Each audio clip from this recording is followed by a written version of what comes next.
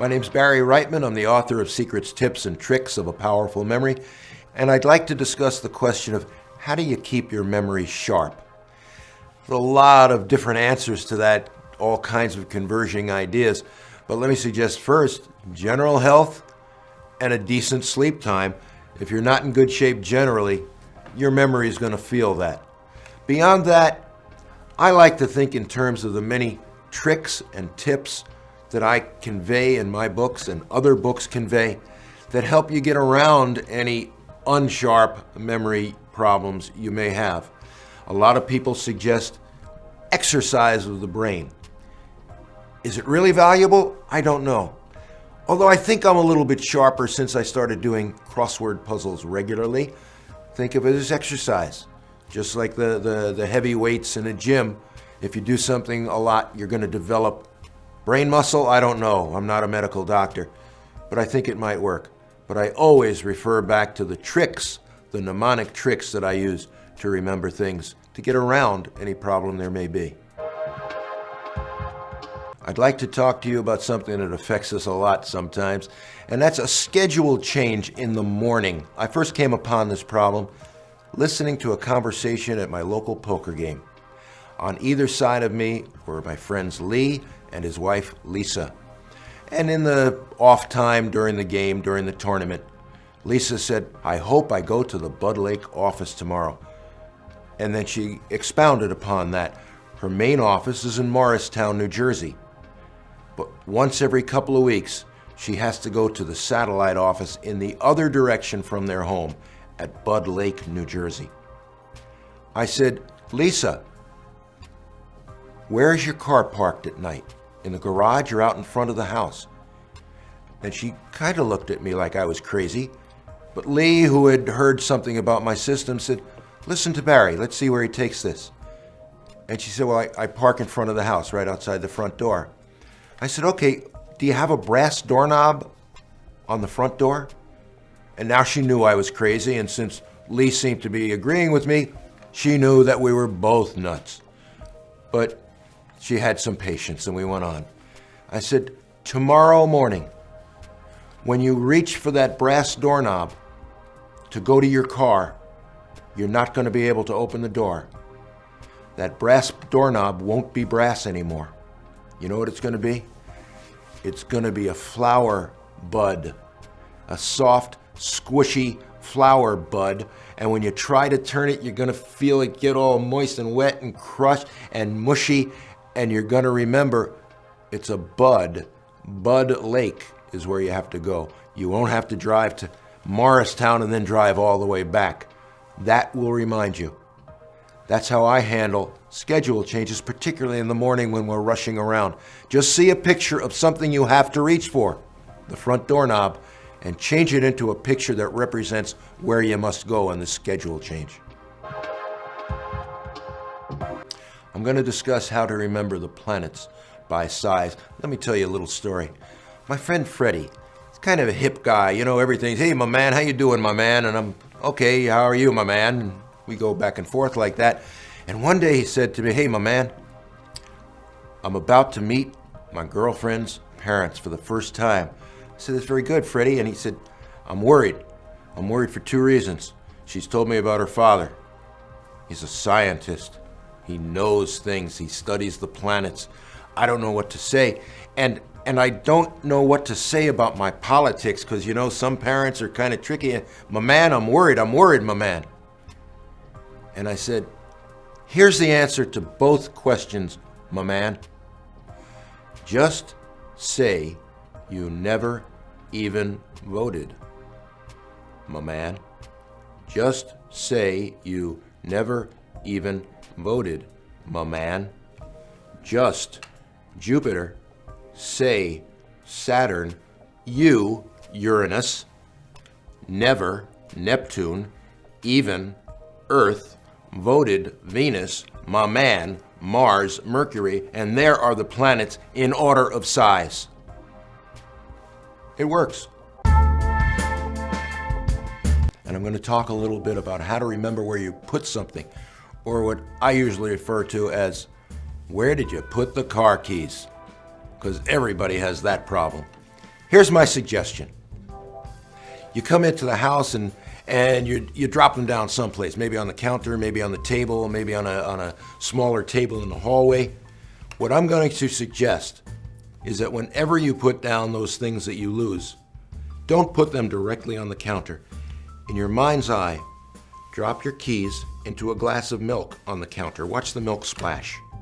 If it's going to be on the small table in the hallway, in your mind, picture a glass of milk on that table and plunk, splash all over the table.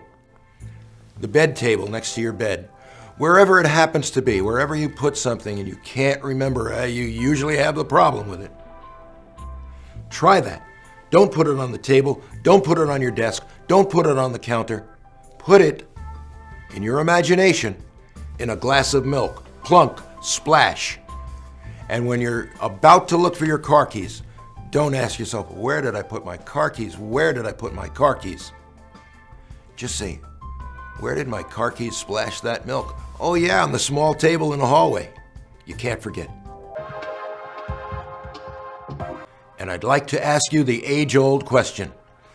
What did I come in this room for? Boy, we all do it. And as we get along in age, we do it some more.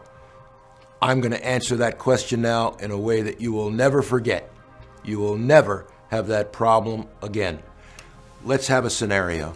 You're in the family room and you realize that, oh, your favorite TV show is going to come on, but you need your glasses to watch it. Where's your glasses? Well, they're in the kitchen. You go into the kitchen. On the way into the kitchen, you trip over one of the kids' toys. You get into the kitchen and you see that somebody left the refrigerator door open a little bit. And then you say, what did I come in this room for? So let's reverse it. We're going to make a little change. Whenever you're about to go into another room to get something, to do something, you're going to take that item and put it into, in the case of the kitchen, the microwave. Yeah, you can pick another appliance. I like the microwave. So, I'm in the family room, I'm sitting in the chair, my favorite television show is about to come on, I need my glasses, I do not get up. First, I picture myself opening the microwave door and seeing my glasses melted. That's it. I get up, I walk toward the kitchen, I trip on the kid's toy, I get into the kitchen, I see that the refrigerator door is ajar. Doesn't matter. Because everything associated with the kitchen for this exercise is the microwave, all I have to do, if I don't naturally remember what I went in the room for, is not to ask myself, why did I come in this room? I don't have to ask myself anything. I just have to look at the microwave and I'll see that same picture of my eyeglasses melted. Try that one. How do you remember a name or a word that you're blanking on? It happens to all of us, doesn't it? There's two different answers. One is when you've used one of the many systems that you'll see in this video series, where you've pictured a name, where you've pictured Mary with a wedding band, Mary, a wedding band around her head. When you're using silly pictures like that, it's really easy, because what I say to people is, don't try to remember her name. If your natural memory has learned it, you won't have to try. You'll see her face and you'll know it's Mary. But if it's one of the first times after you've met her and you can't place it, the last thing you want to do is say, what's her name? What's her name? What you want to say is, what picture did I see? She has a big forehead. What did I see around? I saw a wedding band. Mary. Every Mary I see is going to be associated with a wedding band. So once I see a wedding band around her head, I know it's Mary. I've seen the picture.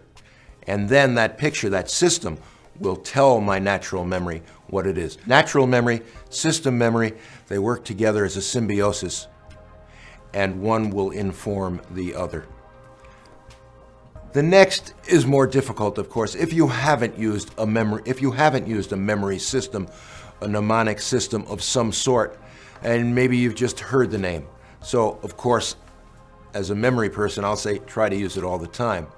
But if you haven't, all I can suggest is, if it's getting to you, back off. Think of something else. Some experts actually say, make a fist with your left hand if you're blanking on a name or a word. And there's a lot of theory about the left hand is connected to the right part of the brain, and that might... I personally don't know if those theories are valid, but I do believe that the idea of, in this case, making a fist with one hand might pull you back from that question of what's her name, and might help your natural memory relax. And when it's relaxed, you'll do a better job.